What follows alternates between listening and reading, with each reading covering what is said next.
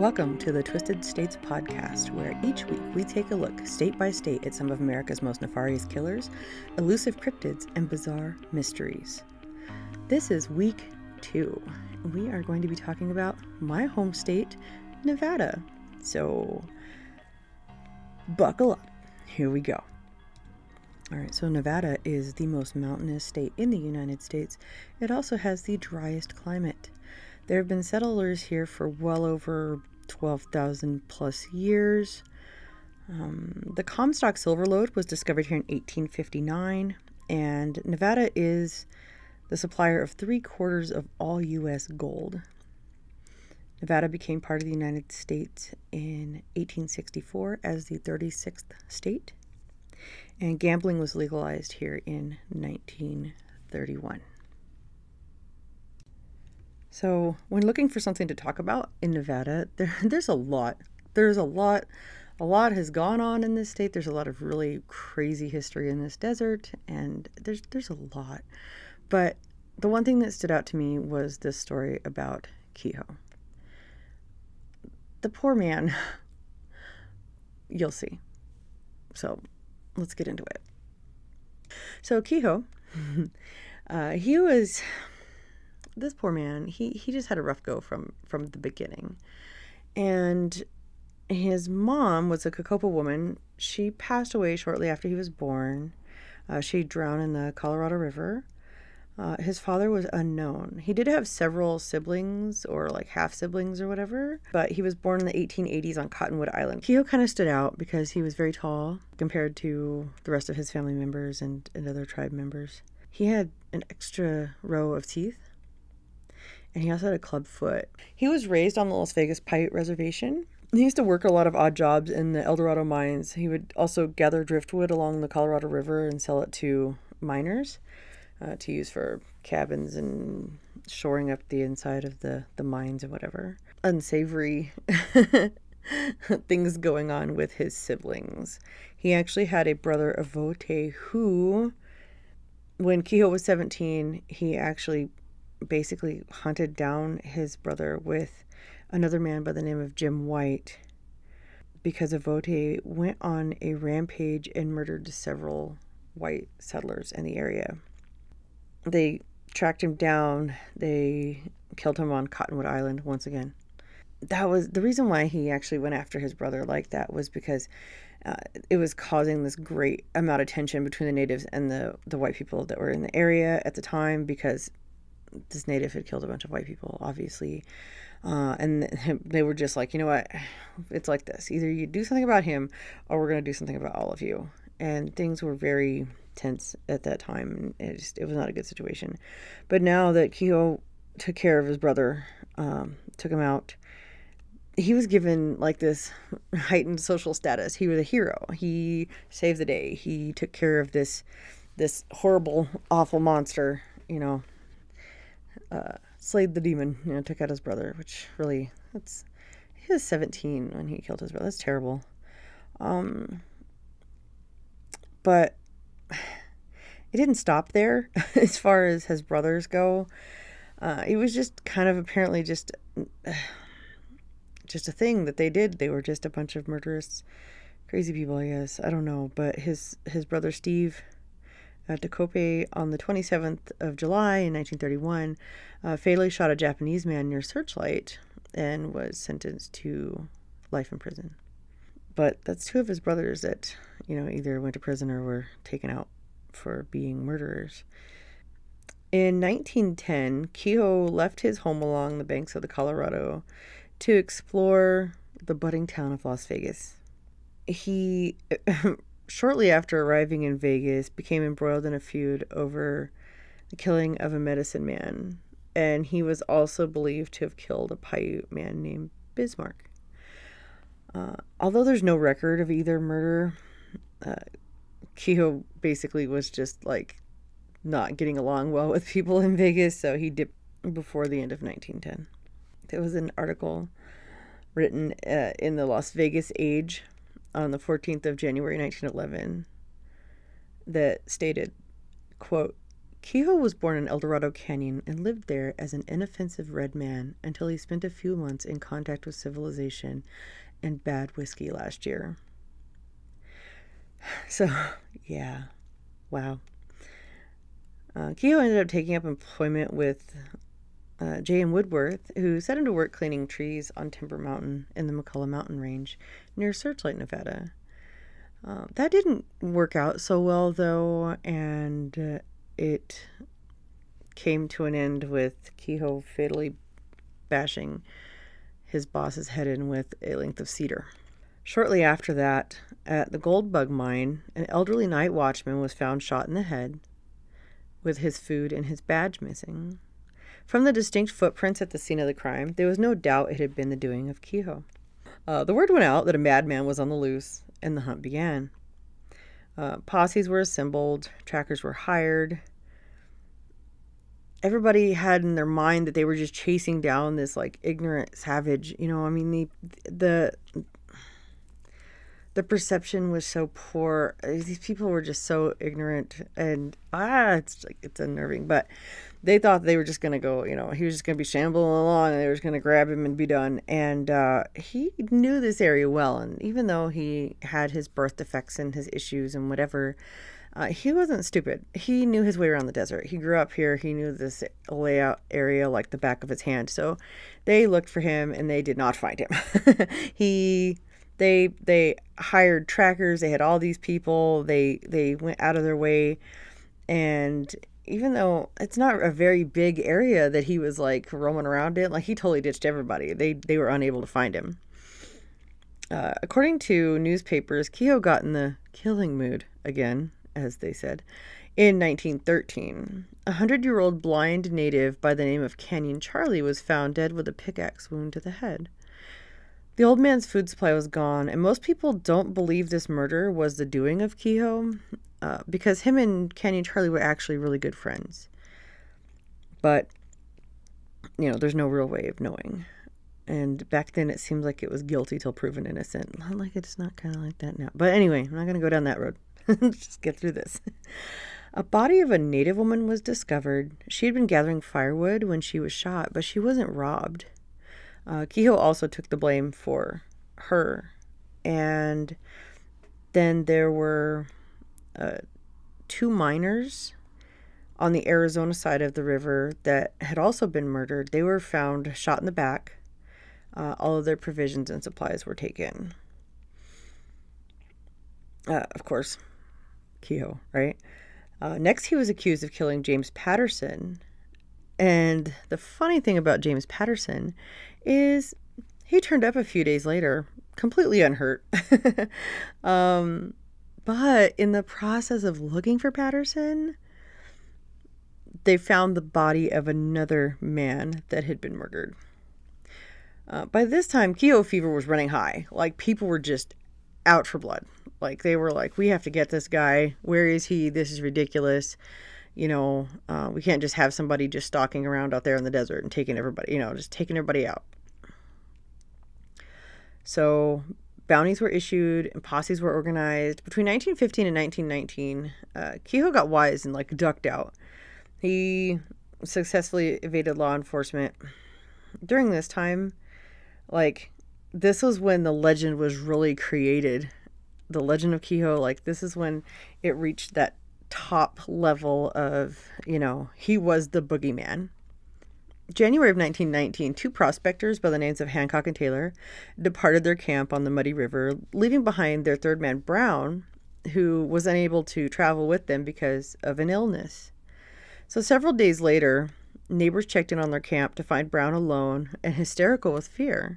His partners were missing, and he was unable to search for them himself due to his illness. A search party was put together in nearby St. Thomas, and they took off downstream for their camp in search of the 2 miners. Not 4 miles away, the search party discovered the bodies of Hancock and Taylor, shot in the back. Taylor's head had been smashed in with an axe handle, and only 2 miners' shoes were missing. Queho was, of course, the first suspect, and truth be told, the scene did fit his MO rather neatly. 1 week later, Maud Douglas, the wife of a local miner, was found shot in her cabin. They tried to blame this one on Queho as well. They said they saw his tracks outside and they made up their mind. But there was a little boy named Leo Kennedy that Maud was caring for. I don't know if that was her child or just like I don't know exactly the situation, but in the article it said that she was raising Leo. And he stated that it was Maud's husband, Arvin Douglas, that killed Maud. So I think this was one of those instances where somebody was using this legend as a cover story. So they assembled a second posse to track down and bring Queho in, dead or alive, because the whole state was enraged at this point. Like, the whole area, everybody was just like, we've had enough. This has to stop. So Sheriff Sam Gay and Deputy Frank Waite rounded up a capable posse and hired the best trackers they could find. Among the group were 2 natives. Orders went out, dead or alive. The posse cut Queho's trail at Las Vegas Wash and tracked him to Muddy Mountain. However, they lost the tracks in a snowstorm. There they split into 2 parties, each going the opposite direction and circling the mountain to meet on the other side.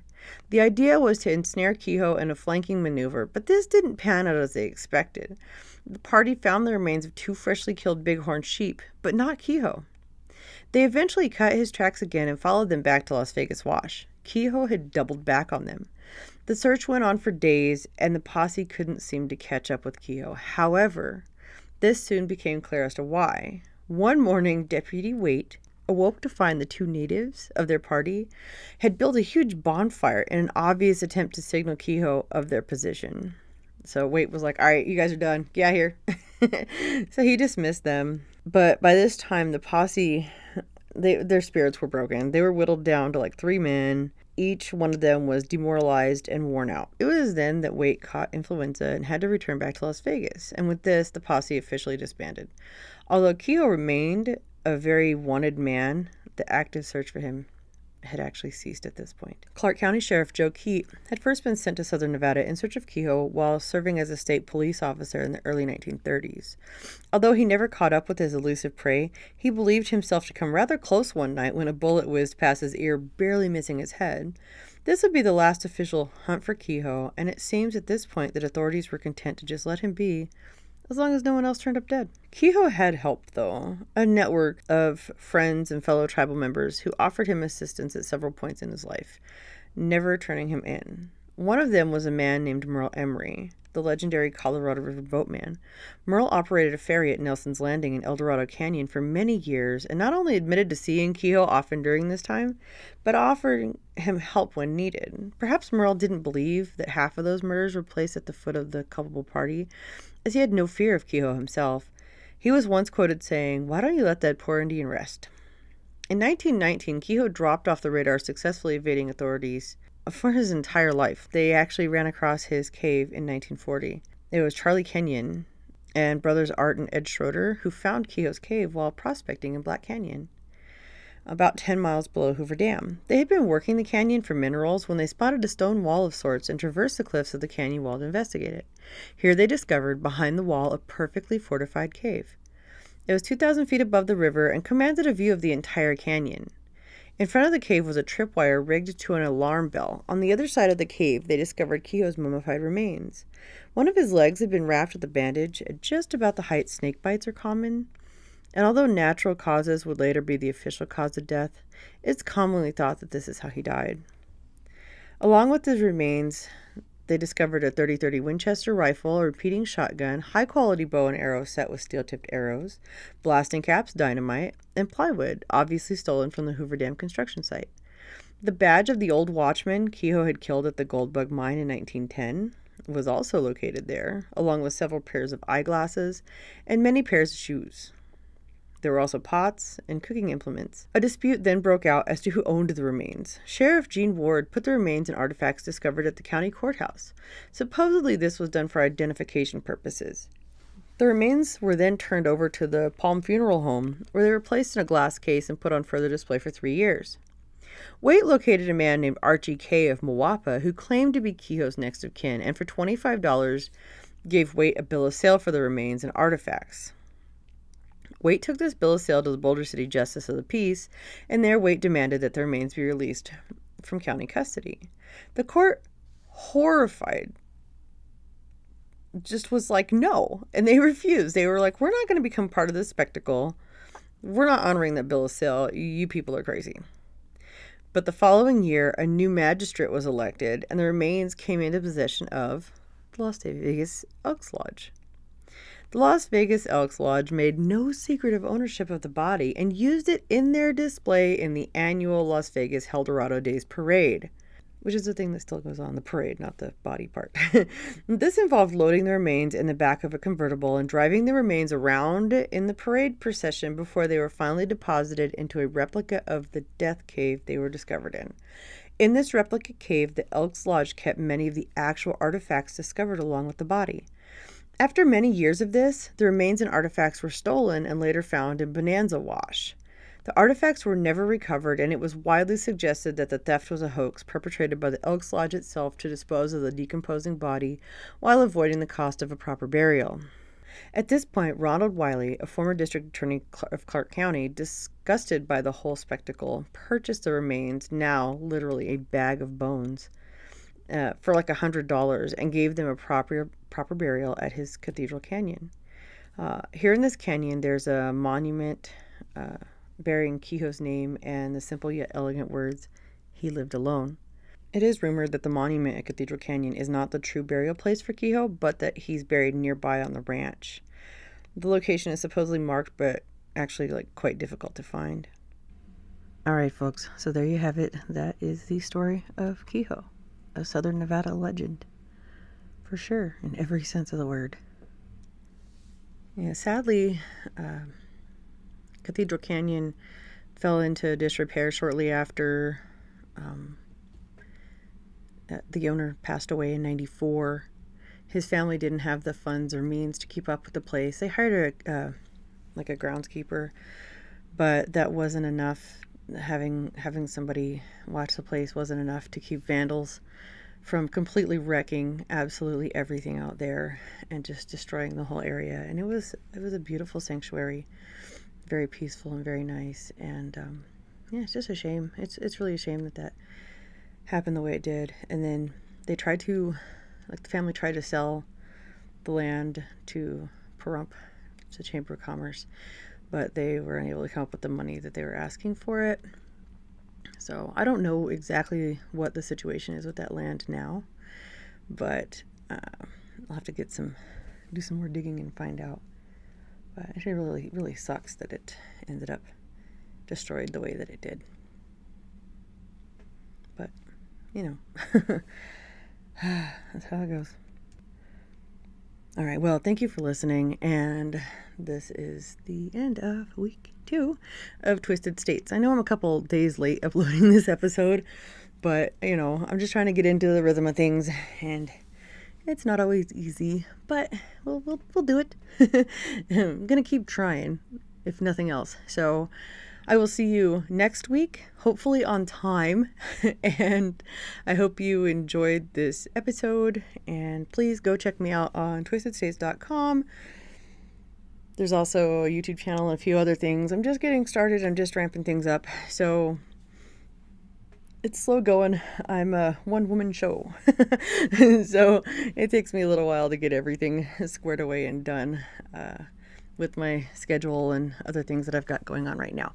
But I'm also going to be taking care of one of my grandkids for a little while too, so it's gonna be interesting, but it's okay. We'll get it figured out. I will be here. Either way, every week, even if I'm a couple days late. My apologies. So I will see you. Well, you will hear me next time, and have a wonderful whatever day it is for you. Talk to you later.